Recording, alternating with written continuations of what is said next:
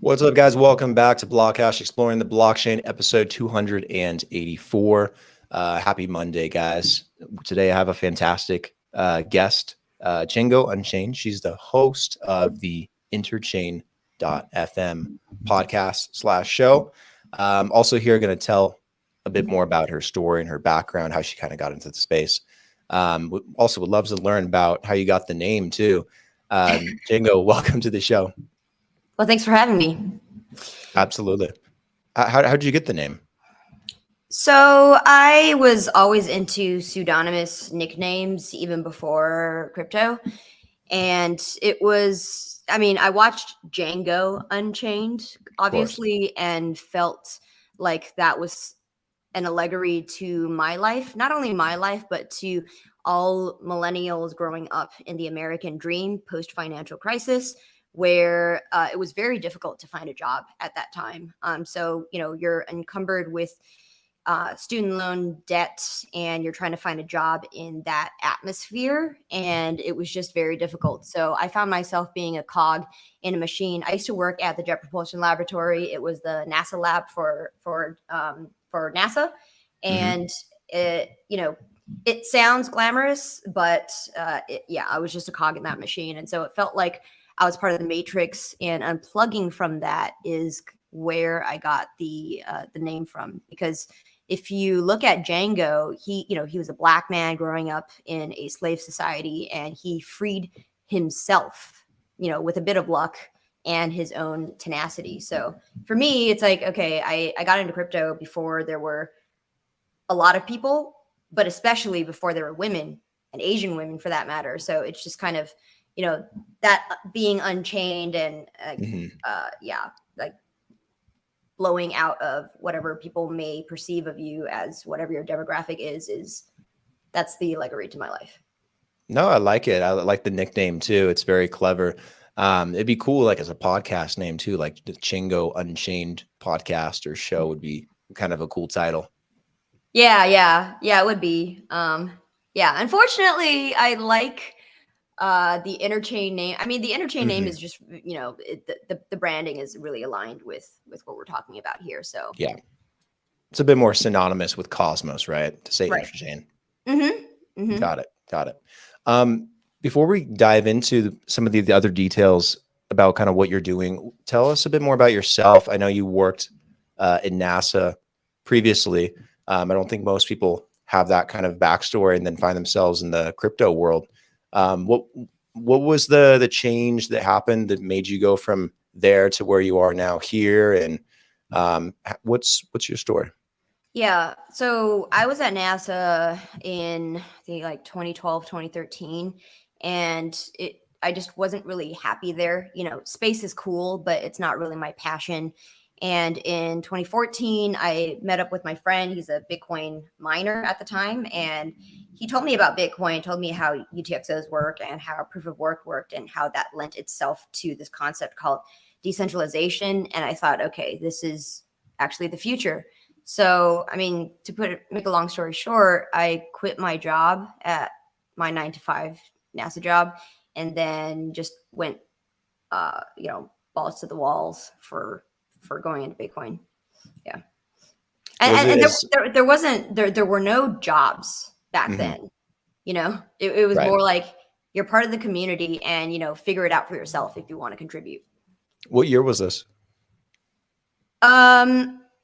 2015, January 2015, I quit my job, and then I went to Bali, and then I met up with a small community of Bitcoiners there. There were like 10 other people, and then we all just hosted meetups regularly.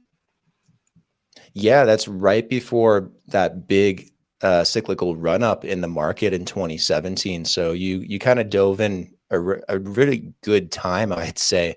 To kind of start exploring it. Were you diving in like as an investor? Were you starting to like develop stuff? What would you say was your entry point? Well, it was mostly learning about the protocol and how it worked. So, because before I could create any value in the space, I had to actually understand what it is that it's doing and be able to explain it. So, I was just doing like a knowledge dive and opened the fire hose and started soaking it all in, starting with I believe it was the Princeton Bitcoin book. And that is the book that went into the history of Bitcoin, starting with David Chaum and Adam Back's Hashcash, all the way down all the way to Dwork's, proof of work protocol. So it goes into the backstory, and then it's actually a very technical book that goes into every aspect of Bitcoin, which is a 200-page book in and of itself. So yeah, I did that, and then was living in Bali for a few months, like 10 months, and then we hosted a Bitcoin conference, played some videos about Bitcoin, invited Andreas Antonopoulos over. He came, and yeah, that was kind of the little community we had going on there. Awesome. That's nice. Was there much of a community in Bali at the time, or was it very small? It was very small, and but it was actually well marketed to the world. Like imagine yourself in 2015, and there's just like people on the island of Bali saying, "Hey, look, we're creating a Bitcoin island." Bitcoin's in Bali, Bit Islands project. CoinDesk wrote about it. It was just like circulated across the news cycles then. And a lot of people came through, like Virgil Griffith came through, bless his soul.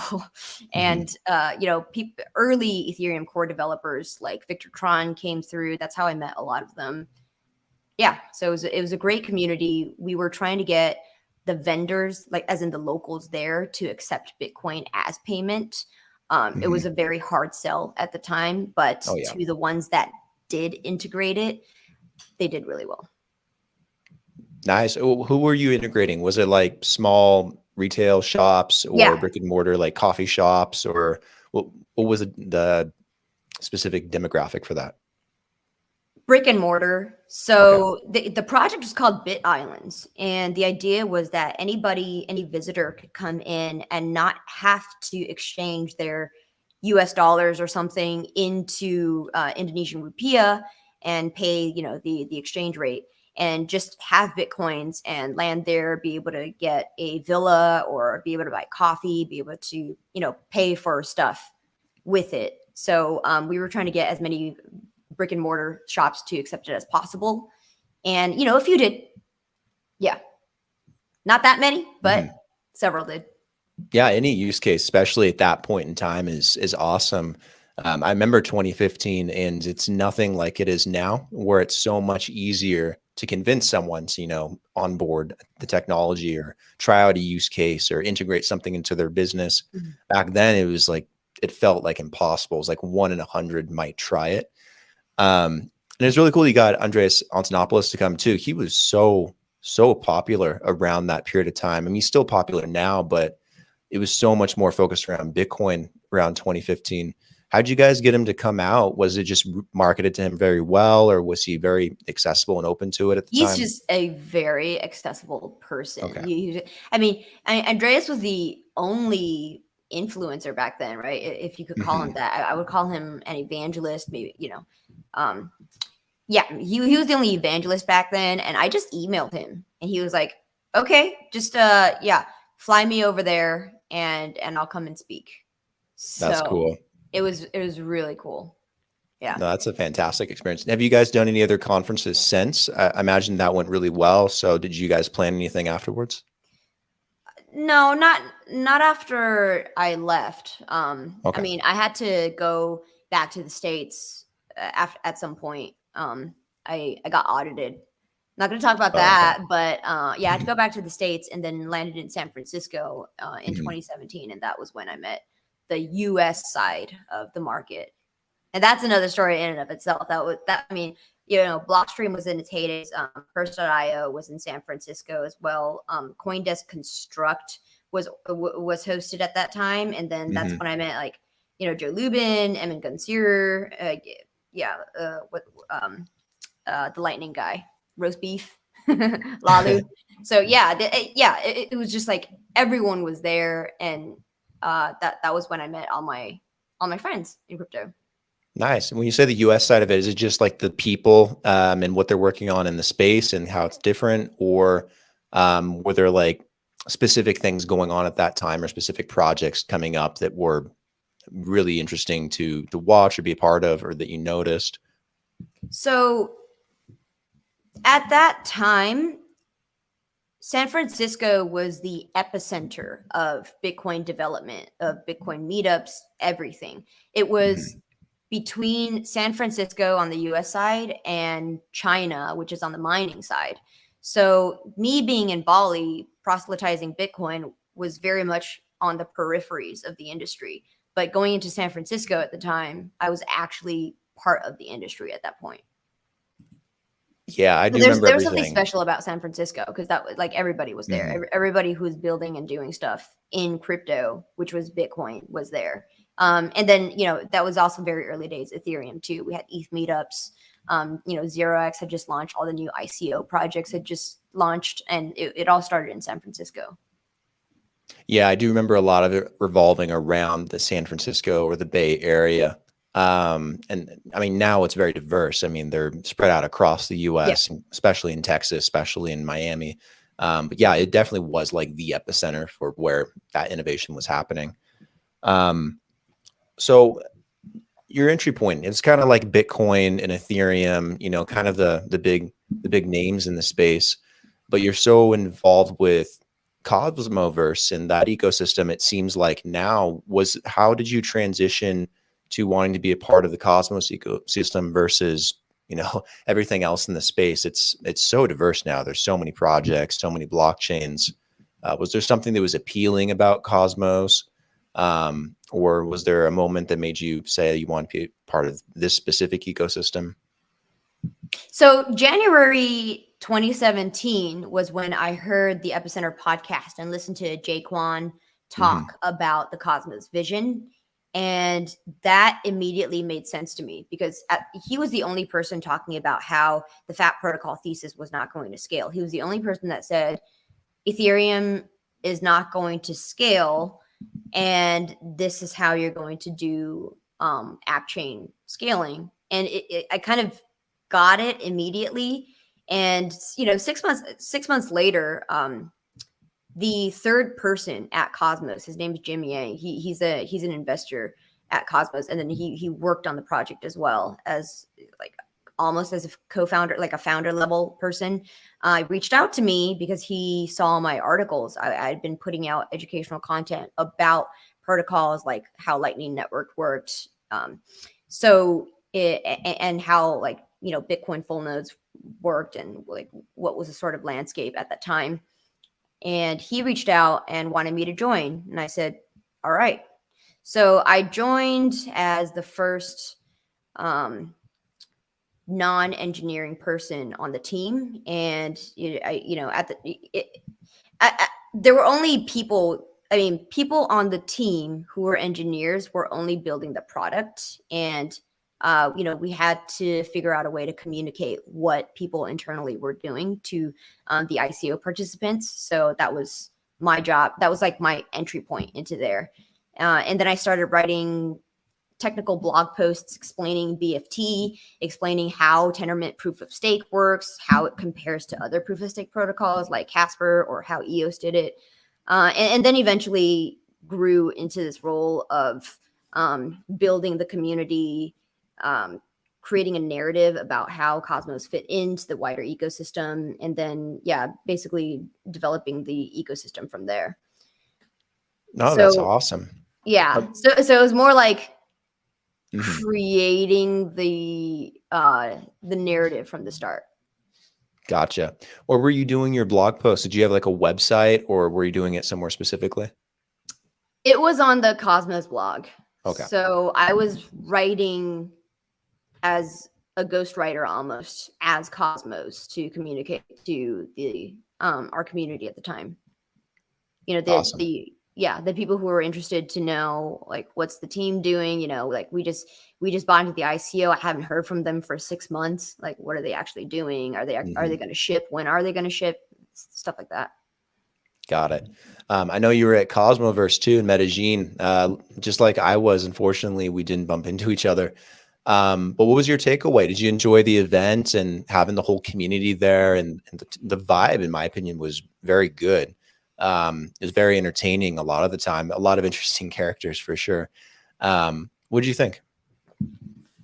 So I'm perpetually amazed at what kind of a flywheel we've been able to build over the years, because in the beginning, building a community around this thing was like having a few pieces of tinder and then trying to create a spark of fire, and now it's just like a rainforest, and it kind of like is just running on its own with other people building alongside you without you having to do a whole lot, right? Like I had nothing to do with this conference, but but rewind 3 years ago, we had to build the conference. We had to organize it. We had to invite people and tell people why they should care about Cosmos. And now it's just everyone else doing that. So that's really cool. And seeing how this Cosmoverse was twice the size of last Cosmoverse, you could really see the trajectory where the space is going. I could see us becoming a 4,000 person conference in 2 years time. Easy, So it's just like, NFT NYC, we went to sponsor it in 2020, and there were only a few hundred people. And a year before that, it was like a smaller group of 50 NFT enthusiasts. And last year it was, oh my gosh, it was so huge. There were thousands of people. So I could see the same thing happening for Cosmos and Cosmoverse and whatever other event people are going to throw. Yeah, I have no doubt that the next Cosmoverse event will be at least twice the size of this one. I just, the trajectory is uphill, and the community is very strong and tight knit. I was talking to the one of the co-founders for Cosmoverse, Basil.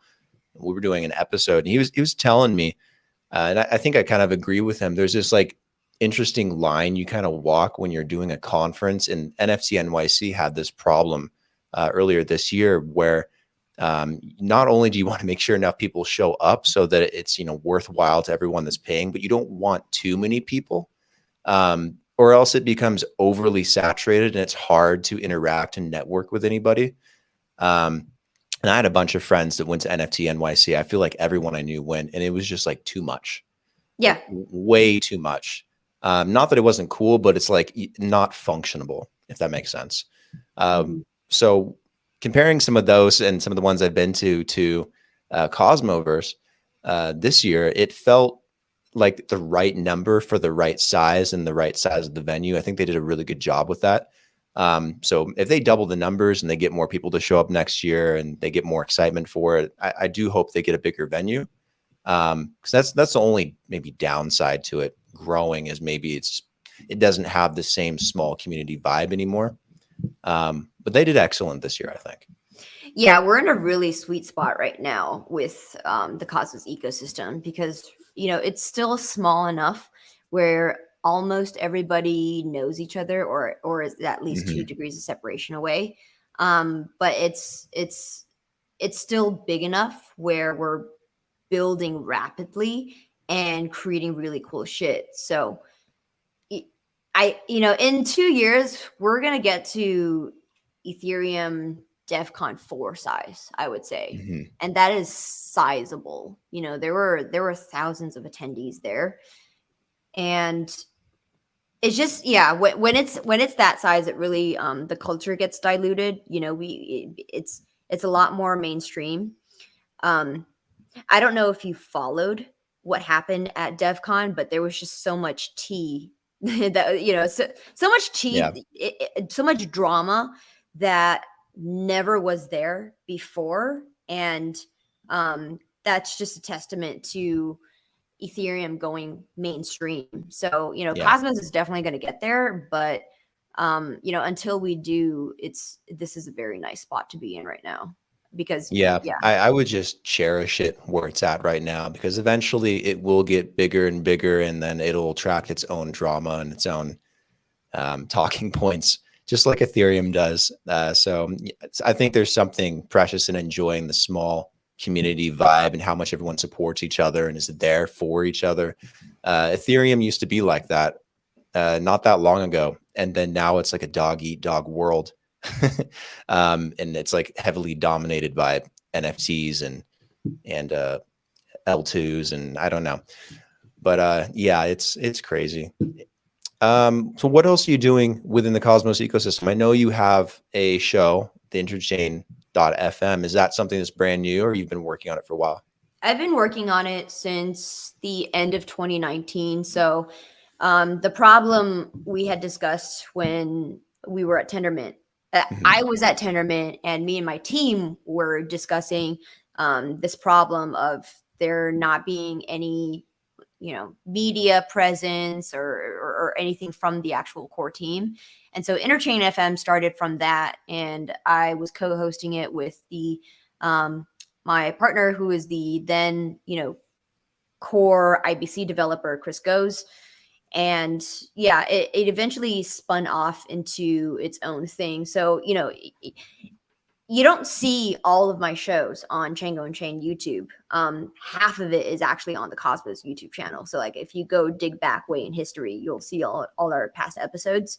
Mhm. Yeah, but this came as to address a need that was missing in the space. But now, obviously, there's so many other YouTubers coming to talk about Cosmos that that need is already served, and this is more of, I guess, a public good to the community. I get to learn about protocols at a deeper level, and I get to share it simultaneously with other people who also want the information as well. I don't want to be the insider who hoards all of this, good information if the alternative is to be able to share it. That's just the Right. goal. Yeah. Yeah, I'm in the same boat. I feel you. Especially when you do a podcast, you learn so much from the people that come on, because you're talking to the people that have their finger like on the pulse of a community or an ecosystem, and you're just kind of baffled sometimes how much you learn. You're like, I didn't know that. I didn't know you could do these things. I didn't know that was possible. So I personally love it. I'm sure you do too, and it's fun to share that with other people and feel like you're kind of giving a little bit. So, podcasting and doing any kind of show is, really, really nice, really fulfilling, I'd say. Hmm. Yeah, totally. And do you do it just yourself, or do you have a co-host? I do it myself now. Okay. Yeah. Chris Goes used to be my co-host, but he got busy building his own project called Anoma. Hmm. So yeah, he's building threshold decryption and just ways to build in privacy into a protocol. And yeah, he's too busy because he's a co-founder. So yeah, it's just me now. Awesome. Gene occasionally comes to co-host, but yeah, for the most of it, I'm producing everything. Got it. So what's next for you? Are you mostly going to be focusing on Interchain for now? Are you going to some more events or conferences through the end of the year? Are you just hanging out, knowing the holidays are coming up? What's your plans? Yeah, I don't have too many more plans to do events, but the plan is on the business side to scale up the validator. I run a validator called Interchain FM Stake, and potentially start a fund with a couple other Cosmos contributors as well. But yeah, I'm continuing to be an advisor for Osmosis, and we're just building some cool shit. We're I I don't know if I should share this right now, but yeah, we're doing some cool things there. I built a project called Reverse Osmosis with a team there, and that may be productionized. Hmm. Reverse Osmosis is this kind of cool airdropper tool with some nuanced mechanisms that's going to prevent Sybil wallets from getting too much money from an airdrop and allow projects to automate their airdrops into like one single UI so that they don't all have to build bespoke solutions. Hmm. Yeah, that's coming, and I'm building another cool thing, physical NFT thing for my delegators. So Awesome. that's all I can say. Cool. Um, Where can people find you if they want to follow you and kind of keep up with all the things you're doing? I'm on Twitter and YouTube mostly. Yeah. Twitter, I'm at CHJANGO. And on YouTube, it's just Chjango Unchained, assuming people can spell that correctly. Cool. If people want to follow the Interchain.fm, is that just on YouTube or is it syndicated on other audio platforms? It's both. Yeah. Okay. So the sequence that I go through is the podcasts go on YouTube first, then the audio gets ripped and post-produced, and then it gets distributed to podcasting stations later. So if you go to the URL interchain.fm, that's where the podcast is. The audio format. Yeah. Cool. Guys, make sure to check out Chjango on social media, online. Make sure to check out the Interchain and check out Cosmos and the whole ecosystem as well. If you get a chance, it's fantastic. I love everyone in that side of the space. Make sure to like and subscribe to the video if you haven't already. And Chjango, thank you for taking the time to come on today. Talk a little bit about yourself and your story and what you're doing in the space. Love meeting new people, interesting people, and just kind of learning from others as well. So thank you for taking the time to come on and share. Yeah. Thank you for inviting me, Brendan. Anytime. All right. Talk to you soon. Stay safe. See you next time.